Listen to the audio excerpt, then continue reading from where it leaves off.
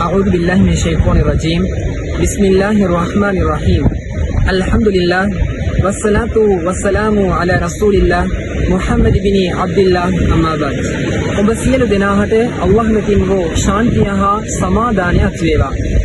අස්සලාමු අලයිකුම් වරහ්මතුල්ලාහි වබරකාතුහු.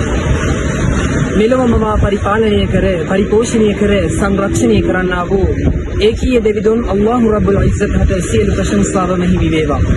මෙලොවෙහි අවසාන වශයෙන් මෙලොවට පාතබූ උතුම් දේවදූත අවසාන දේවදූත සාමියේ කුමරු සහජීවනයේ පිළිරු උතුම් දේවදූත මුහම්මද් සල්ලල්ලාහු අලයිහි වසල්ලම් තුමාණන්හට ශාන්තිය හා සමාදානය අත් වේවා. මා දයාබර සහෝදර සහෝදරියනි, අල්ලාහ්ගේ යැත්තනි අල්ලාහ් රබ්බුල් ඉස්සත් මේ වසන්ත කාලයක් නැවත වතාවක් අපහට උදා කරලා එම වසන්ත කාලය වෙනම රමලාන් මාසයේදී අවසාන 10 නම් සුවිශේෂී වූ ඒ දවස් 10ට පිවිසීමට අපහට අවස්ථාව උදා කර තිබෙනවා. මා දයාබර ඉස්ලාමීය සහෝදරවරුනි, අල්ලාහ්ගේ යැත්තනි අල්ලාහ් රබ්බුල් ඉස්සත් මේ දවස් 10 සුවිශේෂී කර තිබෙන්නේ එම දවස් 10 ඇතුළත ඔත්තේ නම් සංඛ්‍යාවක ලෛලතුල් කදර් නම් වූ රාත්‍රියක් සැලවී පවතිනවා.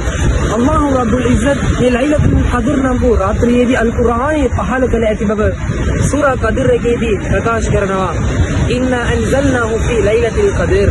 ලෛලතුල් කදර් නම් වූ රාත්‍රියකදී එම අල් කුර්ආනය අපි පහළ කර ඇත්තෙමු.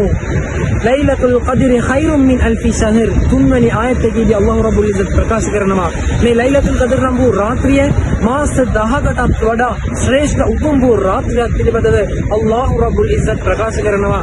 මා දයාබර සහෝදරවරුනි, මේ මාස 10කටත් වඩා සුවිශේෂී වූ මේ රාත්‍රිය ඉමාම්වරුන්ගේ මතයට අනුව විද්වතුන්ගේ මතයට අනුව මේ රාත්‍රියේදී යම් පුද්ගලයෙකු යහපත් නැමදුමක් ඉටු කරා නම් අල්ලාහ් රබ්බුල් ඉස්සත් ඒකට කුලිය ලබා දෙන්නේ මාස 1000ක් ඒ යහපත් ක්‍රියාදාම ඉටු කරපු පින ලබා දෙනවා.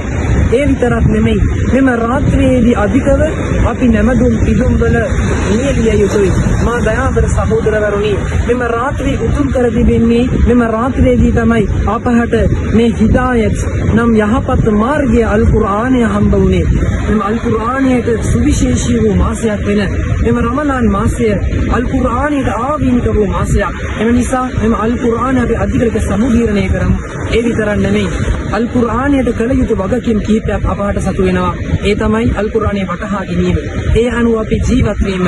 අල් කුර්ආනය වටහා ගැනීමට නම් අනිවාර්යයෙන්ම මේ අරාබි භාෂාවන් වල තේරුම අපි දැනගත යුතුයි. එතකොට අල්ලාහ් රබ්බුල් ඉස්සත් තමන්ගේ ගැත්තාට පවසන දේ අපහට වටහා ගන්නට පුළුවන්.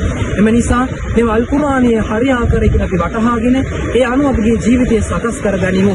ඒ විතරක් නෙමෙයි, අපි ලබාගත්තු ඒ දැනුම අනිත් අයටත් අපි ප්‍රයෝජන ආකාරයකින් කියා දිය යුතුයි.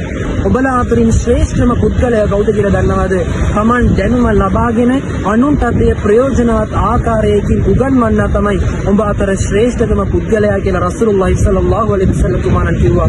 ඒ නිසා අධිකව අපි අල් කුර්ආනය වටහාගෙන අල්ලාහ් රබ්බුල් ඉස්සත් අපිට ප්‍රකාශ කරන ඒ දෙය අපි නිසි ආකාරයකින් ලබාගෙන අල්ලාහ්ගේ ගැත්තන්හට අපි පැහැදිලි කරමු. ඒ කියමින් මගේ කතාව මම අවසන් කරනවා.